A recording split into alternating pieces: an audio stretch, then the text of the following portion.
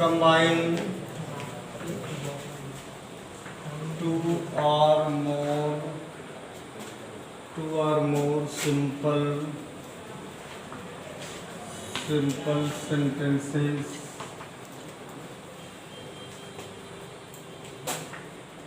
into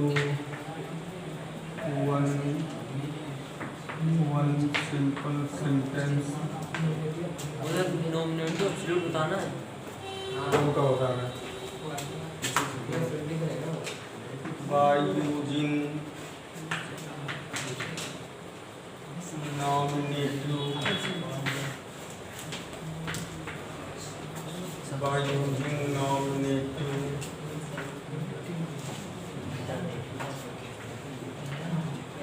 absolute, यही तो बताना है।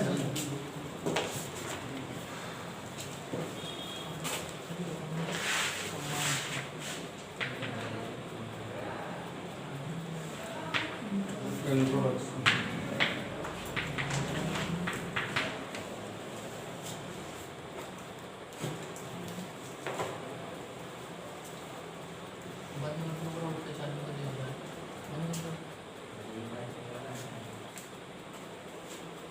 बोला जाए डेफिनेशन। पिछले साल तो लिखी होगी शायद, अब फिर लिखवाना पड़ेगा। समझ लें कि जब दिए गए वाक्यों के कर्ता समान न हो, जब दिए गए वाक्यों के कर्ता समान न हो, या एक वाक्य के सब्जेक्ट या ऑब्जेक्ट का, एक वाक्य के सब्जेक्ट या ऑब्जेक्ट का दूसरे वाक्य के सब्जेक्ट या ऑब्जेक्ट से कोई समानता न हो, कोई फिर भी एक दूसरे से गहरा संबंध व्यक्त करते हों, अर्थात एक कार्य के होने पर दूसरे कार्य पर स्वतः प्रभाव पड़ जाता हो, स्वतः प्रभाव, अपने आप प्रभाव पड़ जाता हो, वहाँ पर नॉमिनेटिव एब्सोल्यूट का प्रयोग करते हैं। नॉमिनेटिव एब्सोल्यूट में पार्टिसिपल की तरह प्रयोग होता है। जैसे कि पार्टिसिपल प्रयोग होता था, पार्टिसिपल का संबंध किस वाक्य की क्रिया से होता है? पहले किए गए कार्य की क्रिया से होता है। पहले किए गए कार्य की क्रिया से ही पार्टिसिपल का संबंध होता है, अर्थात पार्टिसिपल के रूप में उसी वाक्य की क्रिया को बदला जाता है जो कार्य पहले हुआ। समझे ना? इसके बाद तो अभी मैंने इसमें बताया कि नॉमिनेटिव एब्सोल्यूट में पार्टिसिपल की तरह प्रयोग होता है, परंतु इसमें पहले किए गए कार्य के सब्जेक्ट को हटाया नहीं जाता है, क्योंकि पहले किए गए कार्य का सब्जेक्ट ही नॉमिनेटिव एब्सोल्यूट होता है। ठीक? यदि पहले किए गए कार्य की क्रिया एक्टिव वॉइस में है, एक्टिव वॉइस, तो हाइविंग प्लस थर्ड पार्ट, जैसे एग्जाम्पल, तो डेफिनेशन बताई थी भी, तो देखिए बोलता क्या है, तो का डेफिनेशन दोबारा बोलना पड़ेगा। देखिए, सूर्य निकला, कोहरा अदृश्य हो गया। इसका सब्जेक्ट है द सन, इसका सब्जेक्ट है द फॉग। कोई सिमिलरिटी नहीं है। जब ये कार्य हुआ, इस पर स्वतः प्रभाव पड़ा। भाई सूर्य निकलने की अपनी अलग गतिविधि है, कोहरा अदृश्य होने की अपनी अलग गतिविधि है। तो जब ये कार्य हुआ, इस पर स्वतः प्रभाव पड़ा कि नहीं पड़ा, तो ऐसे वाक्यों को हम नॉमिनेटिव एब्सोल्यूट में कन्वर्ट करते हैं। जैसे कि अभी बताया गया था कि नॉमिनेटिव एब्सोल्यूट में भी पार्टिसिपल की तरह प्रयोग होता है। इसमें पहले के अर्थात पार्टिसिपल के रूप में उसी वाक्य की क्रिया को बदला जा सकता है जो कार्य पहले हुआ। तो ये कार्य पहले हुआ है। नॉमिनेटिव एब्सोल्यूट में पहले किए गए कार्य के सब्जेक्ट को हटाया नहीं जाता।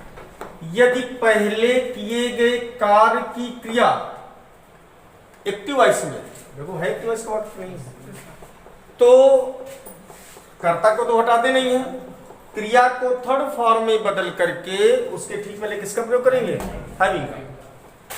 बन जाएगा आपका the sun having risen comma the fall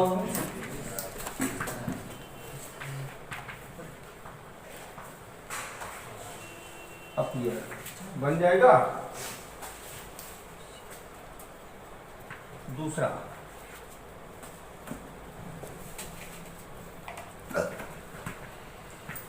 the weather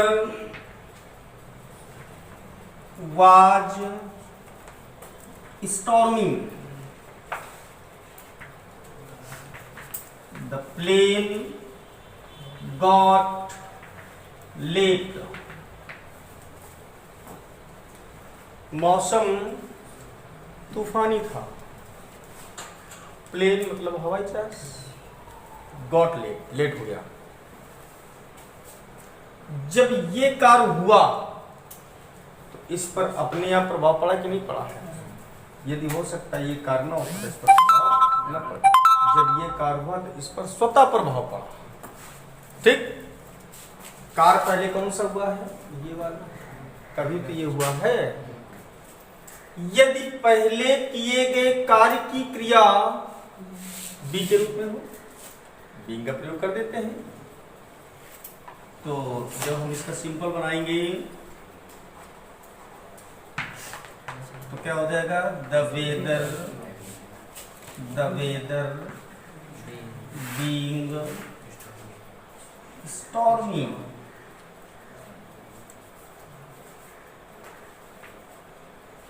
comma the plane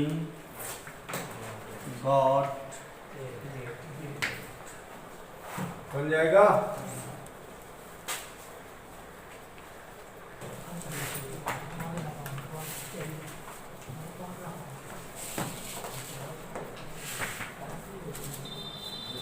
The teacher entered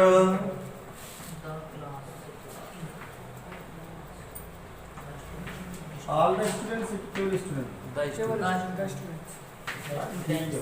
all the students stood up.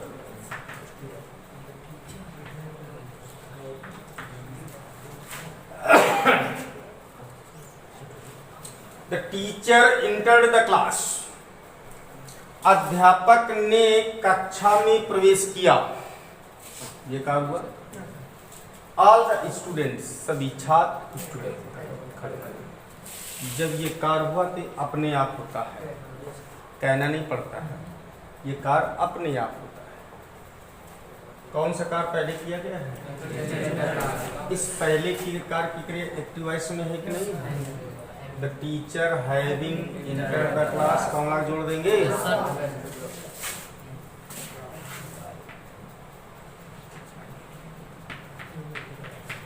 The teacher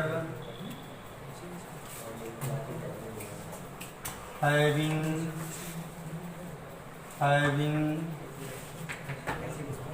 entered the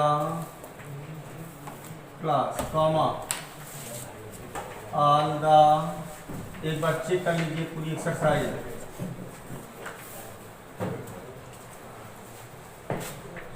जो ना समझ पूछ लीजिए।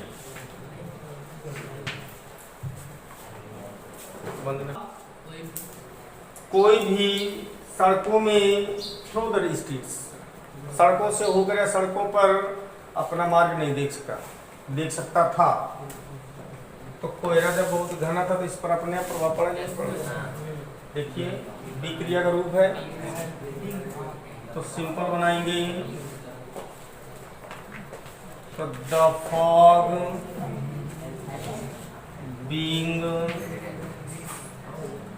वेरी डेंस, कॉमन जोड़ेंगे, नो स्मॉल लेटर में हो जाएगा। और चेक कर लीजिए,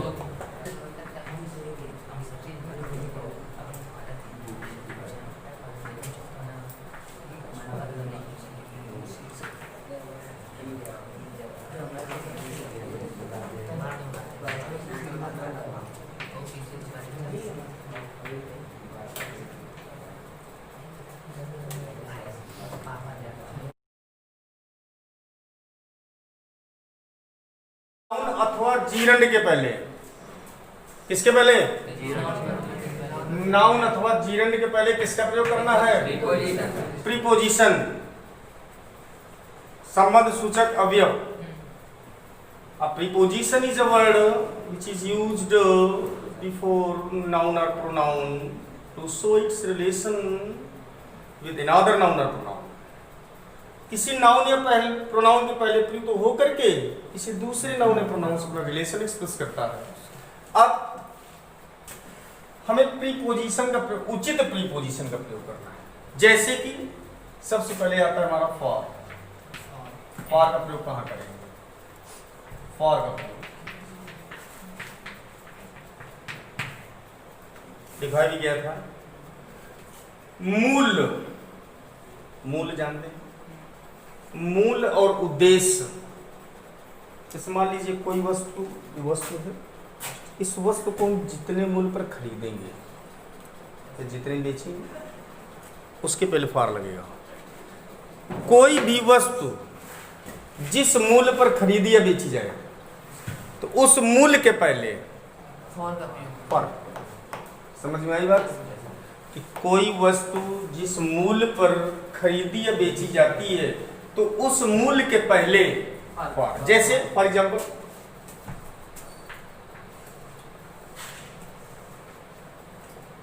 he bought a pen और he paid ₹10 for it। दो वाक्य ना, जैसे कि बोला combine two simple sentences into one simple sentence by using preposition. एक सेंटेंस बदलना तो दो वाक्य आपके सामने दिए हैं। उसने एक पेन खरीदा, he paid ₹10 for it। उसने इसके लिए कितने रुपए चुकाए? आधा किए 10 रुपए। किसका मूल्य 10 रुपए? दो वाक्यों में से दो वाक्यों को एक सिंपल सेंटेंस से प्रयोग करना है और किसी उचित प्रीपोजिशन से करना है। और पहचानने भी आ जाए कि वाक्य को पढ़ेंगे और पढ़ करके अगर ये मालूम कि किसी एक वाक्य दिए गए किसी एक वाक्य कि किसी वस्तु का दूसरे वाक्य में अगर मूल्य दिया तो समझ जाओ कि हमें बाय यूजिंग प्रीपोजिशन करना है। ठीक है ना? तो he bought a pen for ₹10। नहीं समझ में आई बात? बन गया सिंपल। कोई दिक्कत? दूसरा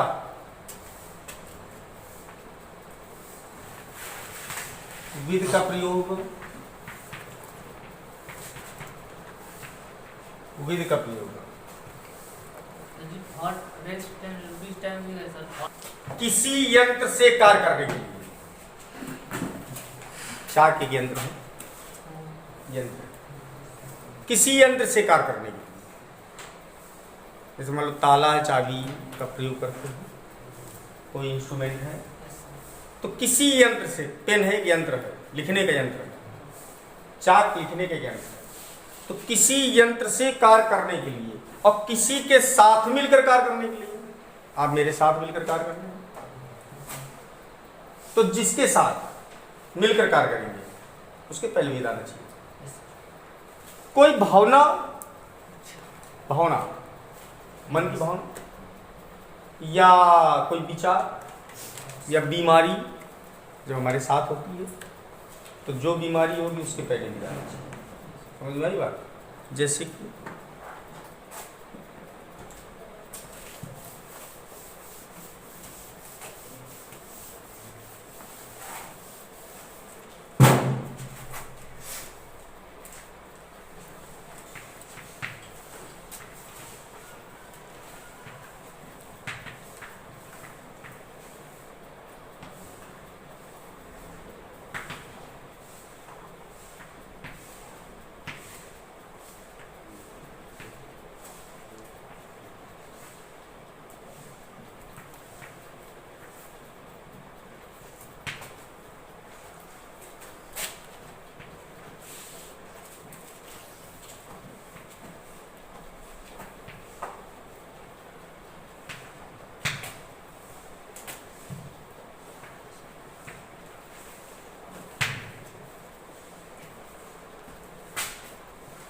वह बीमार था, he has a high fever, उसे तेज बुखार था। तेज बुखार हमारे साथ है तो था, तुम्हारे साथ जो बीमार है उसी को तेज बुखार। तो बुखार उसी के साथ होगा जो बीमार होगा, इसके साथ था तो ये आ हाई फीवर उसी के साथ था जो बीमार था। तो ये हाई फीवर हमारे साथ है, तो he was ill with a high fever. समझ में आई बात? ये हो गया। He opened the lock, lock माने ताला, उसने ताला खोला।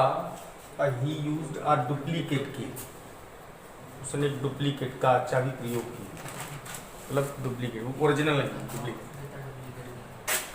तो अ डुप्लीकेट की, इस ताले को खोलने का क्या हुआ? यंत्र हुआ, यंत्र की नहीं हुआ। तो ये लॉक किससे खुला है? नहीं सुन में आई बात। इस ताले को खोलने का ये यंत्र है। तो जिस यंत्र से हम कोई कार्य करेंगे उसके पहले बताना चाहिए। सिंपल जब बनाएंगे तो ही opened the lock with a duplicate key। Okay, एक तो ये तो विद हो गया।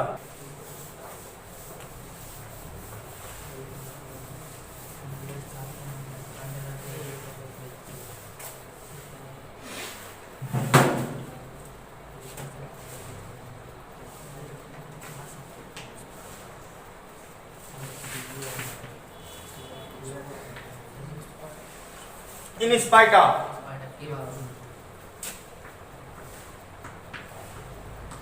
के बावजूद,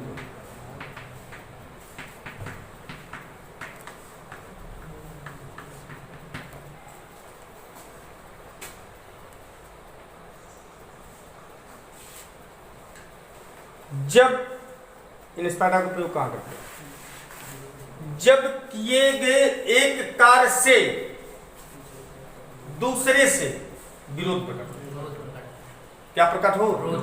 या जब किए गए एक कार्य का दूसरे कार्य से विरोध प्रकट हो, अर्थात जब दो कार्यों से पारस्परिक एक विरोधात्मक भाव प्रकट हो रहा हो, वहां पर हम इन स्पाइट का प्रयोग करते हैं। जैसे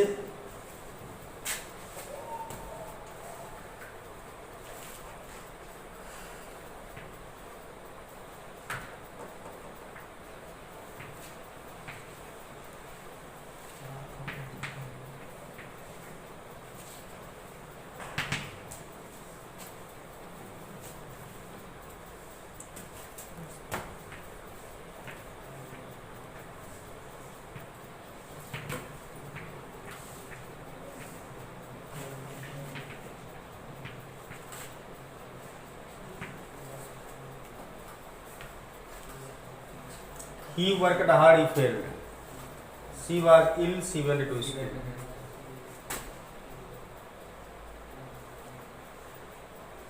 एक कठिन परिश्रम किया वो फेल हो गया। हाई विरोध, जब किए गए एक कार्य का दूसरे से क्या हो? विरोध। अर्थात जब दो वाक्यों से पारस्परिक विरोध का भाव प्रकट हो। वह बीमार थी, वह स्कूल गई। किए गए एक कार्य का जब एक कार्य उसका किए गए एक कार्य से दूसरे में विरोध प्रकट हो, जब ये उसका विरोधात्मक भाव ही नहीं है। उसने कठिन परिश्रम किया और फेल हो गया, उसका उल्टा रिजल्ट आ रहा है। तो जब एक कार्य किए गए एक कार्य का दूसरे से उल्टा परिणाम आए, अर्थात विरोध हो रहा है, तो वहां पर हम क्या करते हैं? निष्पाइट। अब देखिए, पार्टिसिपल हो, चाहे प्रीपोजिशन हो, चाहे नाउन बनाना हो, चाहे जिन्हें उसी वाक्य की क्रिया बदलते जो कार्य पहले किया गया। उसने कठिन परिश्रम किया, वो फेल हो गया। ये कार्य पहले हुआ कि ना, उसका विरोधात्मक परिणाम आया। अर्थात दोनों कार्यों से उल्टा रिजल्ट निकल रहा है। हो रहा है कि नहीं हो रहा है? जैसे कि जाना जाता है कि अगर हम of on from in for at before after, ये सब प्रीपोजिशन है। यदि हम इन प्रीपोजिशंस के पश्चात इसी वर्ब का प्रयोग करेंगे, इसका प्रयोग करेंगे तो वो वर्ब जीरण में आना चाहिए। इसमें आना चाहिए जीरण। और जीरण का मतलब समझते हो? ING form. Gerund is formed by adding ING just after the first form main verb. इसी मुख्य क्रिया की फर्स्ट फॉर्म के ठीक बाद आईएनजी जोड़ देने से जीरण बन जाता है। तो इन प्रीपोजिशंस के पश्चात जो भी क्रिया आती है वो क्रिया किसमें आती है? जीरण में आती है। किसमें आती है? तो मान लीजिए जिसने कठिन परिश्रम किया उसका परिणाम तो वही फेल हुआ है, उल्टा परिणाम। तो इन स्पाइट ऑफ चलना चाहिए, चलना चाहिए। इन स्पाइट ऑफ, अब इस क्रिया को जीर्ण बनाएंगे, आगे बताए वर्किंग। फर्स्ट फॉर्म होता है in spite of working hard comma he fail. नहीं समझ में आई क्या बात?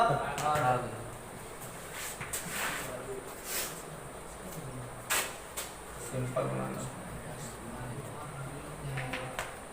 इसको भी सिंपल बनाना।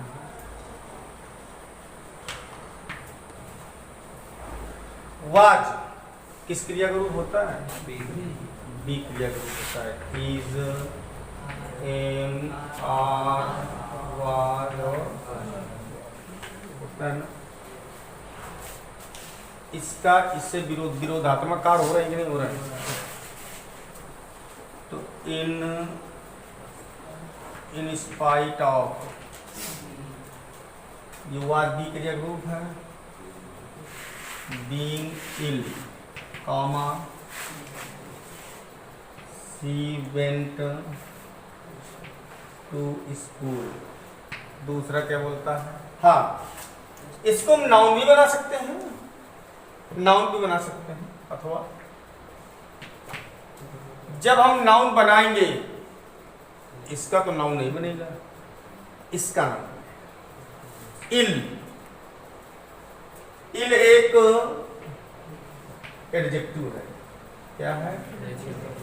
इसका जब हम नाउन बनाते हैं तो इलनेस होता है। क्या होता है? इलनेस होता है। तो इन स्पाइट ऑफ इलनेस कहाँ लग जाएगा, बाकी जोड़ देंगे। समझ में आई बात? या एक चीज और कर सकते हैं कि जैसे हुआ बीमार थी तो सी का यहाँ पर इशू बना लो, यहाँ एडजेक्टिव बना लो। तो जब सी का एडजेक्टिव बना लो, इन स्पाइट ऑफ हर हो जाएगा।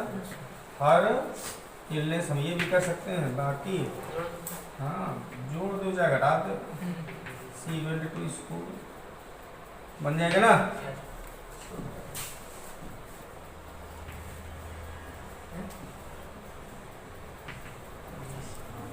ऑन अकाउंट ऑफ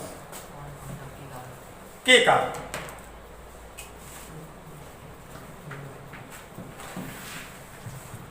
के कारण की चार मीनिंग होती हैं।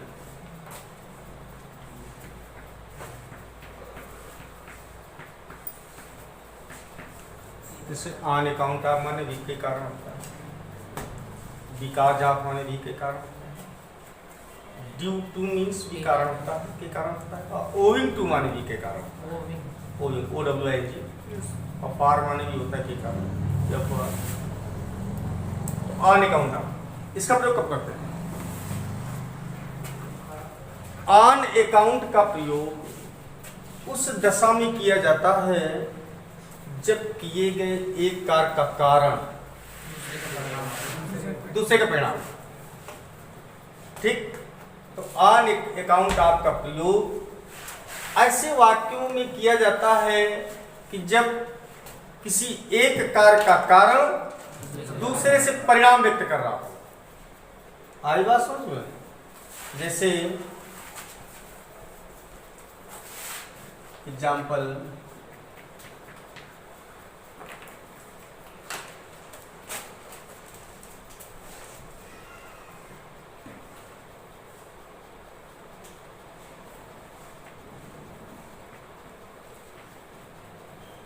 he was late,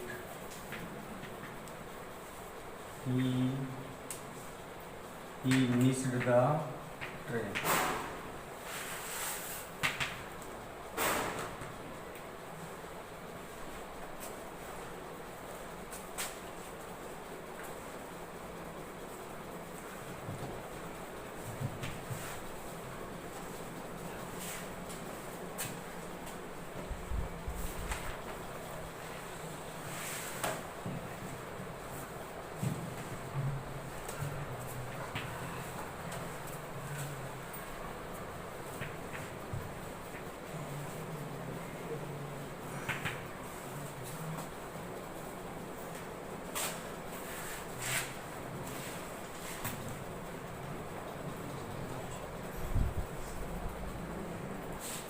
he was late, late था, ही मिस द ट्रेन, उसकी गाड़ी छूट गई। गाड़ी छूटने के कारण ही तो है, फेल होने का कारण क्या है? समझ में आई बात? जब तक कारण नहीं होगा तब तक परिणाम कैसे आएगा? ठीक, मान लीजिए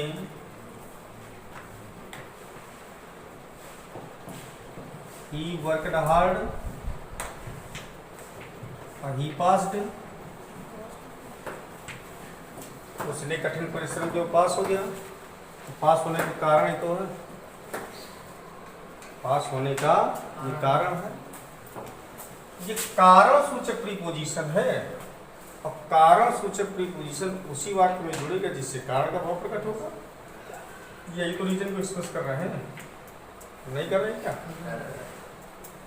जो लेट था उसी की तो गाड़ी छूटी है, ये बी क्रिया का रूप है। जाए कि नहीं जाएगा? On account of being late comma he missed the train, बन जाएगा। दूसरा बना लेंगे,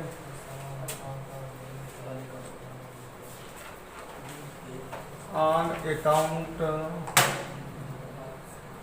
account of being careless, he failed। अगर हम सीधे ऑन अकाउंट ऑफ के बाद नाउन जोड़ना चाहे तो केयरलेसनेस हो जाएगा, नाउन बन जाएगा वो।